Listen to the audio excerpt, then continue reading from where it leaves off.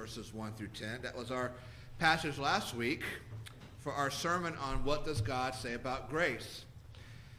As we look at that passage, we see that the first 3 verses are a focus on the bad news of grace.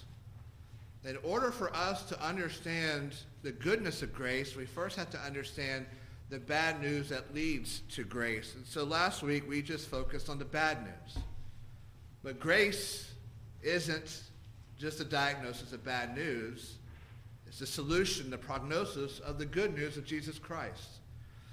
And so this morning we're going to look at the rest of the verses of Ephesians chapter 2, verses 4 through 10, to get the good news of it.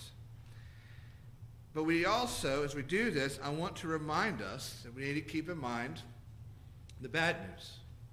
As I shared last week, a wise pastor and professor in seminary pulled me aside one day, and he gave me the counsel that in the chest of every Christian beats the heart of a Pharisee. As we said, that's not the sort of counsel we Christians want to get. Because when we think of the Pharisees, we probably don't think good thoughts. The term Pharisee probably brings to mind the law. That they were the sticklers of the law, teachers of the law, the keepers of the law. And not only did they observe God's law, but they saw implications to that obedience, and they took those implications and they made those laws into themselves.